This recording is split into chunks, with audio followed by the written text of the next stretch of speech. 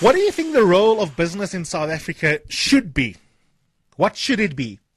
Do business serve us best as a society by simply getting on with the business of business, which is to maximize profit or to maximize shareholder value? Or do you think that given the deep inequities and other facts about our country, it cannot be business usual? It must be business unusual, and that there are social, ethical, all sorts of other duties, perhaps, we might say, that businesses should have in terms of what they are contributing to this country. That's the debate we're going to be having right now, and I invite you to give us your viewpoint on 011 883 0702. The lines are open, and in Cape Town 021 446 0567. What should be the proper place of business in South African society? Should we leave businesses alone to maximize shareholder value, maximize profits? Is this the best way they can serve society? Or are there very important social duties and obligations that big business have, which they have not yet properly fulfilled in this country? That is our debate in the second hour. I've got two guests, the co-founder of Rethink Africa, Ayabonga Cawe. Ayabonga, hello. Hello, Ayabonga. Good morning, Eusebius, and good morning to your listeners. Nice having you on the show. You're multitasking poorly there, but I'm glad we got through to you. We also have on the other line the Chief Executive of National Employees Association of South Africa, Gerhard Papenfus. Hello, Gerhard.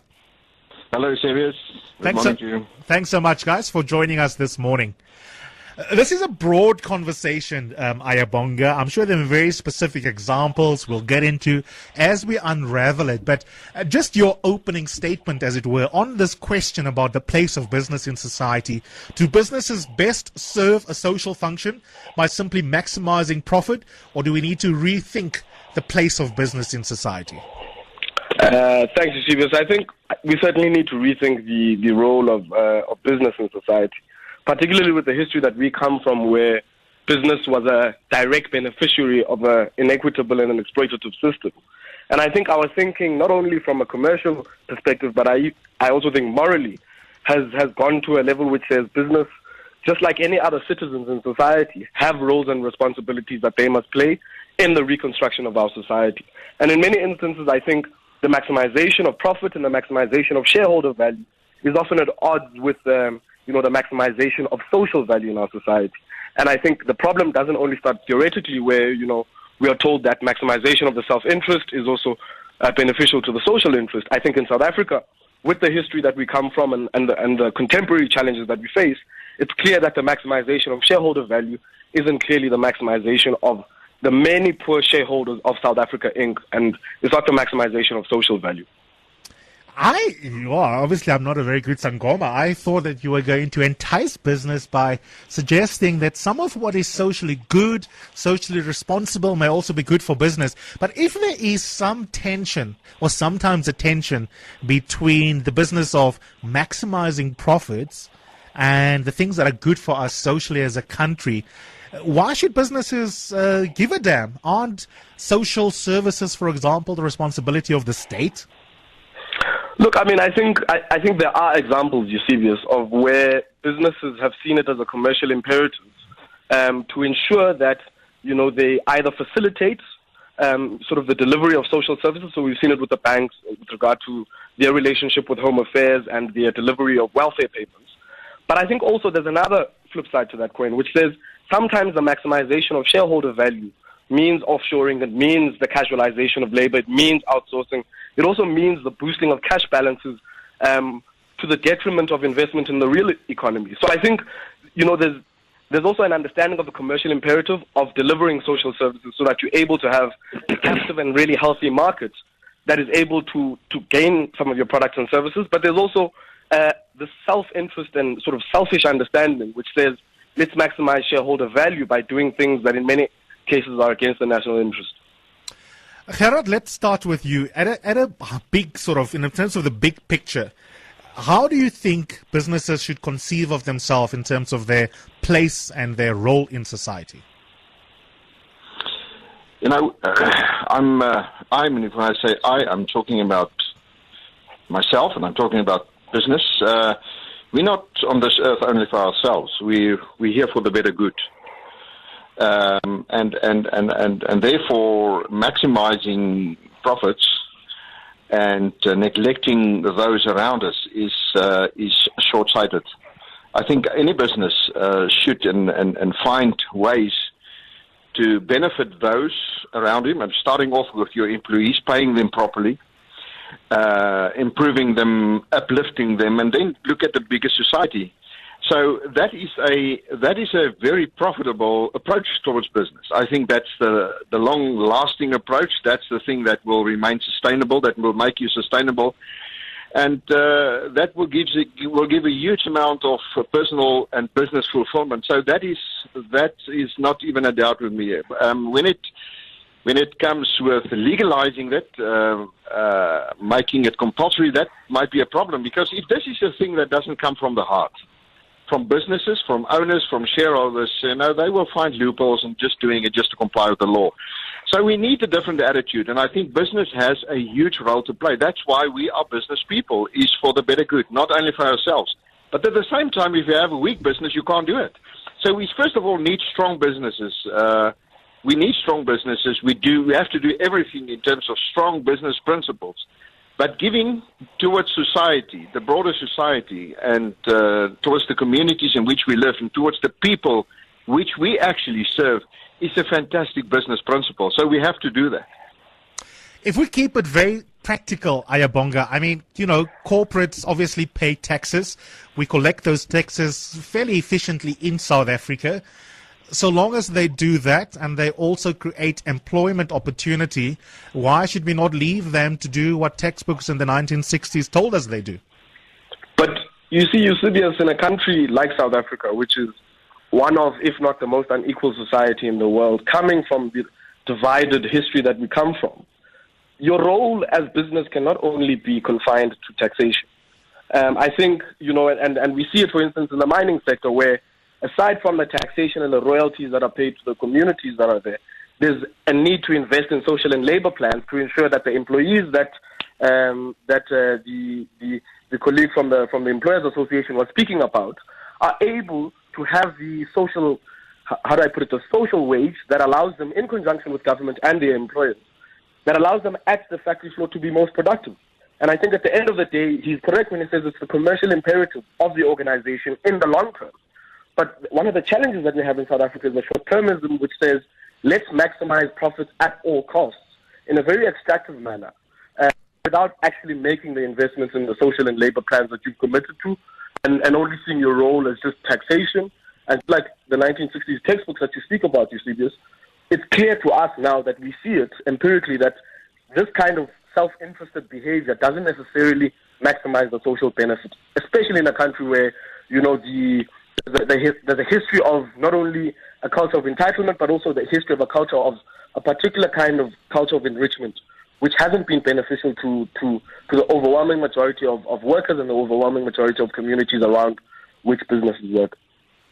Gerhard, do you agree that business in South Africa haven't always been cognizant of the moral context in which it operates, the deep inequity Ayabonga is talking about, and then the specific communities in which, say, for example, a mining company might be operating?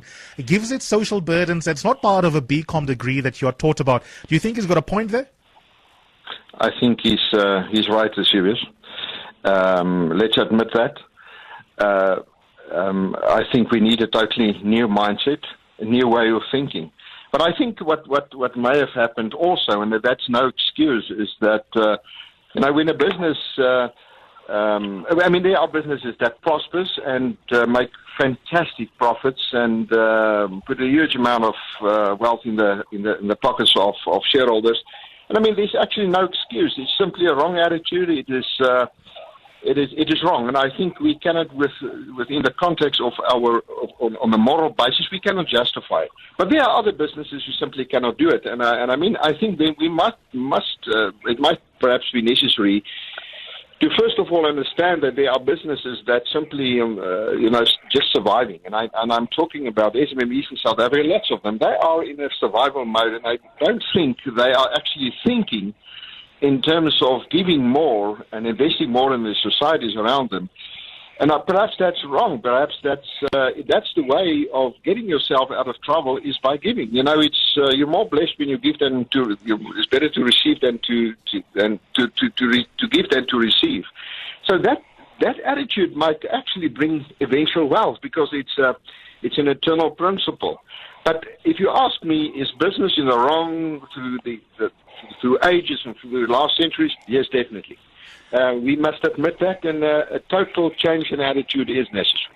But I mean, it sounds nice to say, you've got the right attitude if you are willing to give more than you receive. Theology is not going to help small and medium enterprises, Gerhard, to be able to be good enough to compete with some of the multinationals. So this conversation, although we've started at a big level, when we talk about business, we probably, Ayabonga, should be segmenting the economy, because there will be those who are trying to enter the economy who may not necessarily even have the necessary profits to be able to take on a big social role in the communities where they operate. Look, I mean, I think that's granted, that's given. I think also one of the other roles that big business needs to play, understanding where we come from, understanding how we got to the current market structure that we have in South Africa, which is a highly concentrated market structure. I mean, if you look at the banking sector, if you look at the construction sector, if you look at mining, you're not even getting to as many companies as you would like, because there's a few major monopolies in those sectors that have sort of carved out the market for themselves. And in many ways, I think for me, that is the biggest hurdle that small businesses have in the South African economy. The barriers to entry in many spaces are very high. And I think the reason for that is not only regulation. I think it's the path dependence of a market structure that's come from the apartheid sort of political economy that we come from.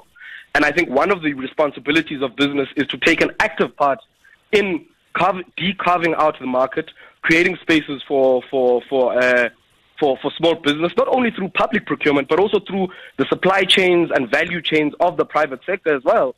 Because I think you're not going to get to a space where even the small businesses can invest in their communities if the big businesses themselves are not actually assisting these businesses to overcome the access to market challenges.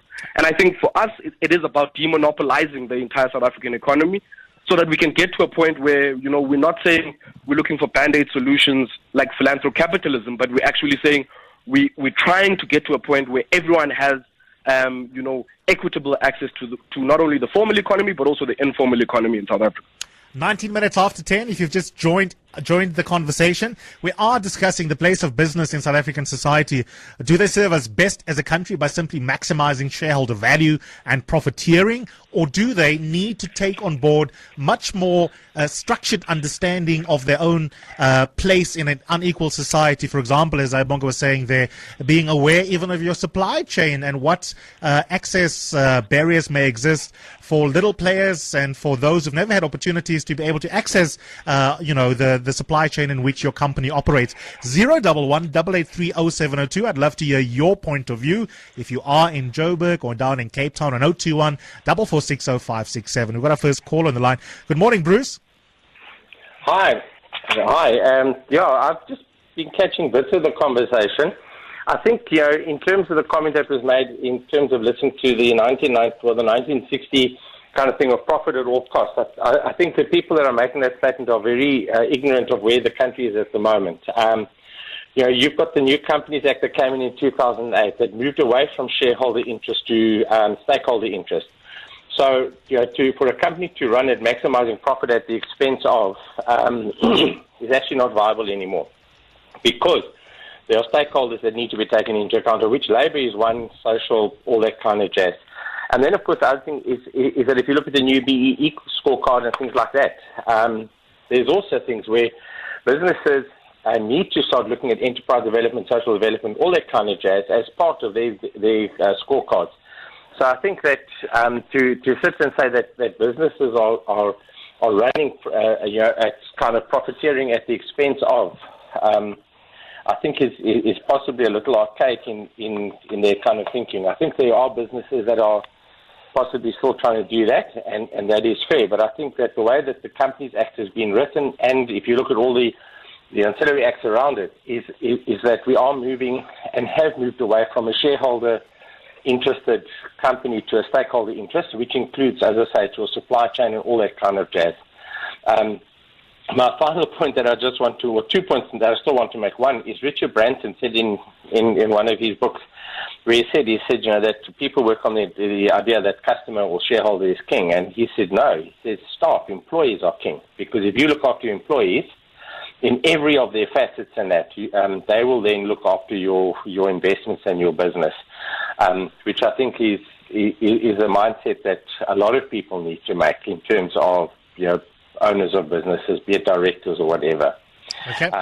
3 seconds, Bruce, quickly. Last point. I think Labour needs to take ownership of businesses that they are working in, not in terms of shareholding, but to turn around and say, this is my business. The success of this business is what I need for the ensuring of my job and to improve my environment. And then if Labour and business work together, I think we can spin a lot of these issues around that what were currently negatives or previously negatives will suddenly become major positives. Okay, let's move to the issue of wages.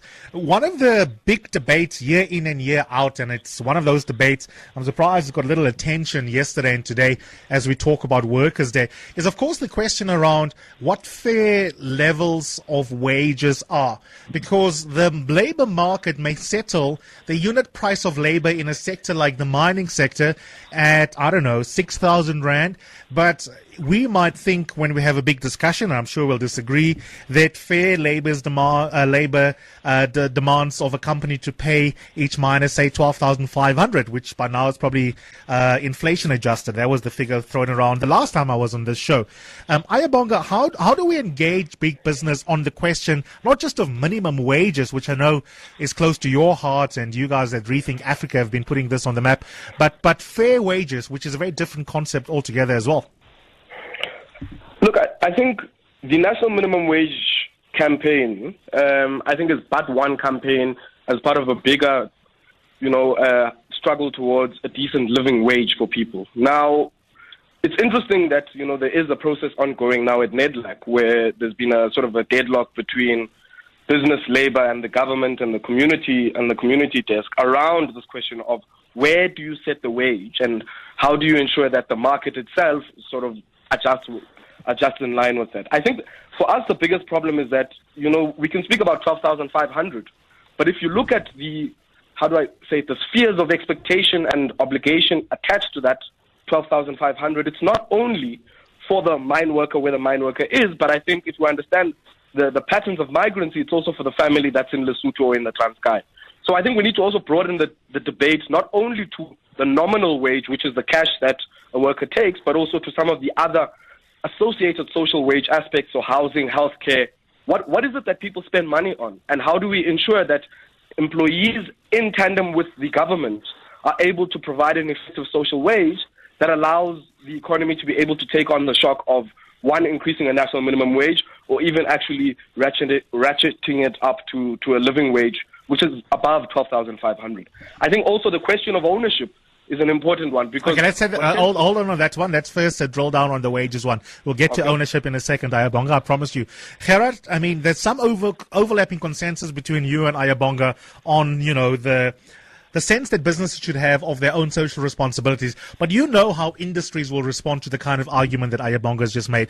They will be arguing that business doesn't become sustainable if you pay the kind of wages, fair wages that Ayabonga is talking about, because even though there are remittances to be sent back to wherever the miner, for example, comes from, and there's a whole family and structure of society that is dependent on the nominal wages, the flip side of it is to ask, what is the costing implications for these sectors? How do you respond to companies who say the net effect of doing what Ayabonga is asking is that ultimately many of us will go out of business and you'll have fewer people employed? Yeah, that is true. So we see the effect of minimum wages because a huge amount of number of workers are already covered by minimum wages in sectors governed by bargaining councils. And I mean bargaining councils, if you're talking about an instrument governed or dominated by big business, just pushing small business out of the market, is the bargaining council system, the collective bargaining system in South Africa. And prescribing and deciding determining wages that small businesses cannot afford. So see it. I mean, and I don't want to go into figures, but the metal industry metal industry now employs less employees than what they employed in the 70s. That is whilst the population has increased from 20 million to 50 million. So it's a huge impact. The fact is, we're in a global economy. We're competing globally. And whether you like it or not, if your neighbor exports a product, allow for that product to be manufactured in China and then imported, you are forced to do that as well if you cannot compete with the price of the product. So what in the metal industry, for instance, the cost to company of an employee is 10,000 rand. Now, whether that's too low or too high doesn't matter. The fact is, if a businessman cannot afford to pay it, he will not pay it. Business people pay what they can afford and what they want to pay. Whether and you can raise the moral debate on that, but that's what they pay. We're losing jobs, and the best social payment still is a job. No social grant, no unemployment benefit can match a job. Surely you must agree with that, Ayabonga. Your bleeding heart liberalism must meet the numbers. No, I can't agree with Gerhard. Let me start on the question of the collective bargaining system. Look, collective bargaining is one of the gains of our democracy as it relates to the question of workers' rights.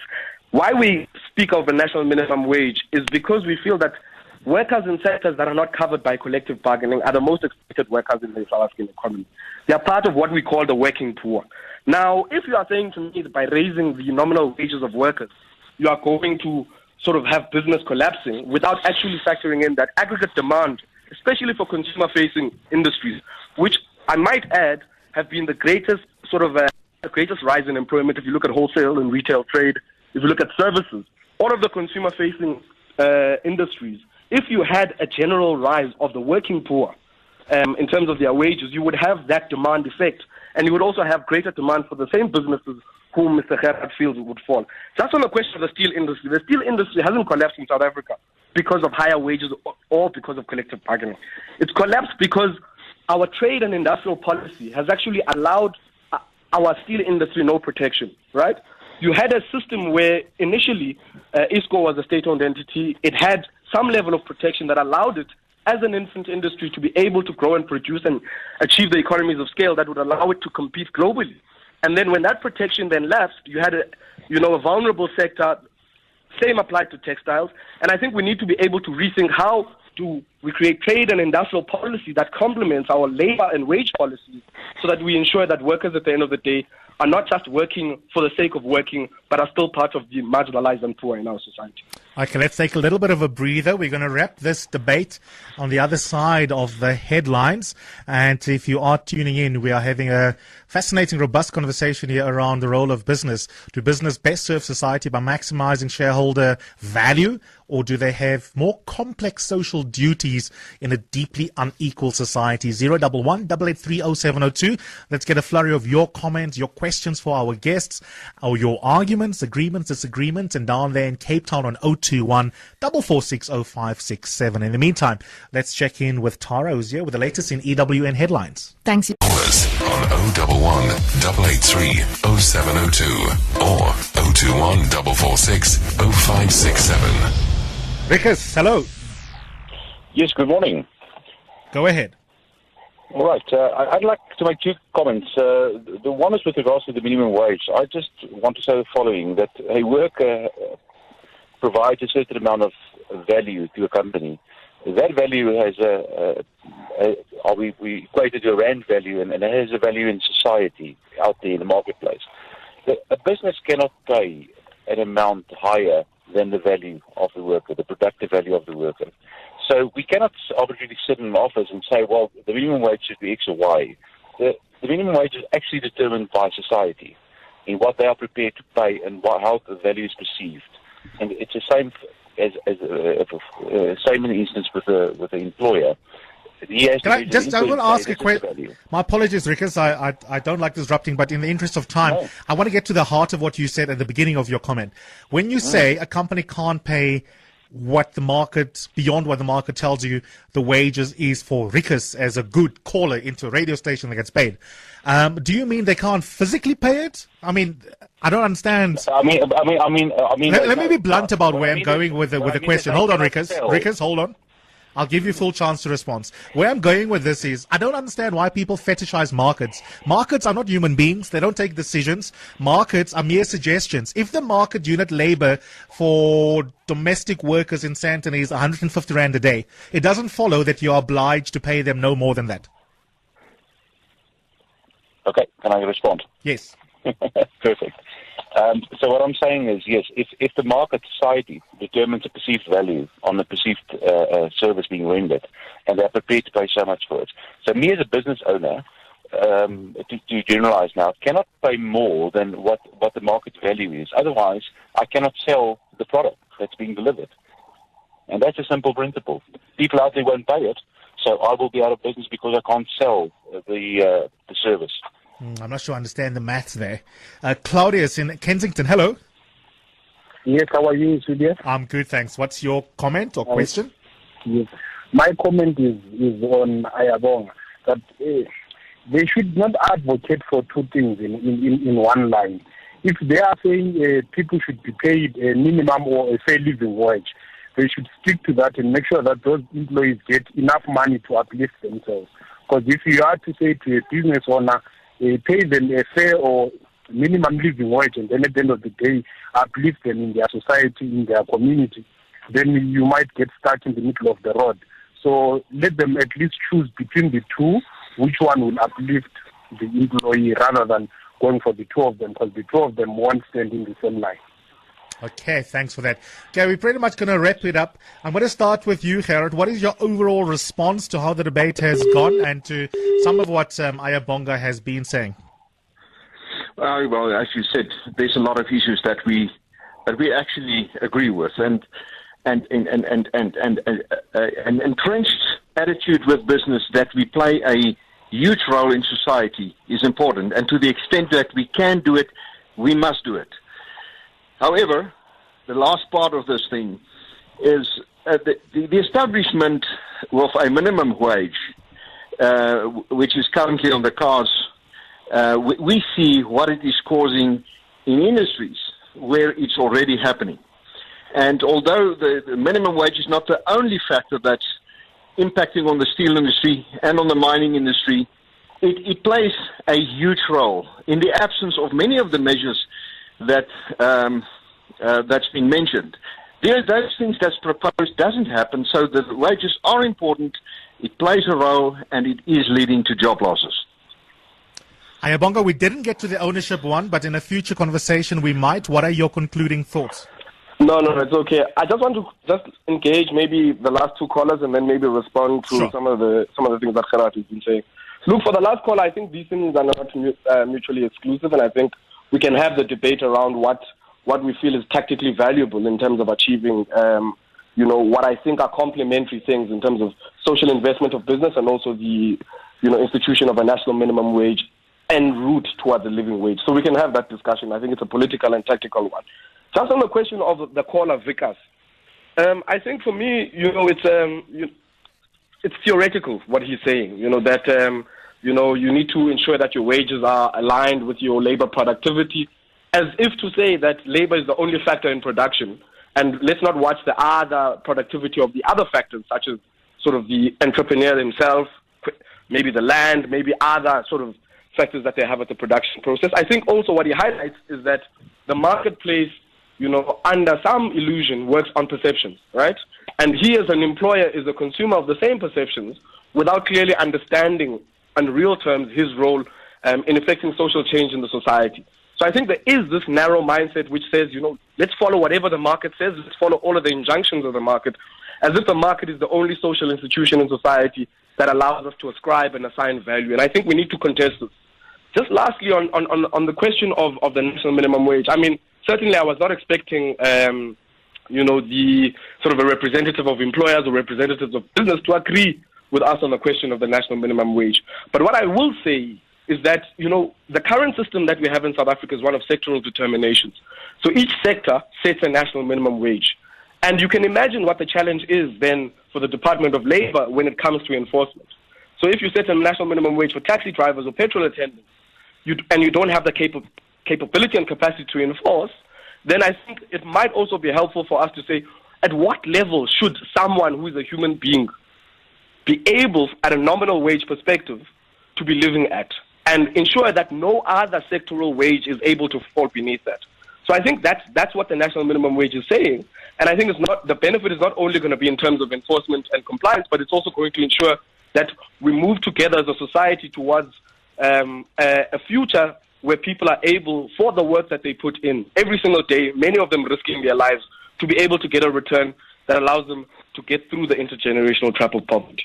Great stuff. Ayabonga and Gerhard, thank you so much for joining us. Thank you very much. Thank you, Eusebius. Thank you. Thanks. Bye.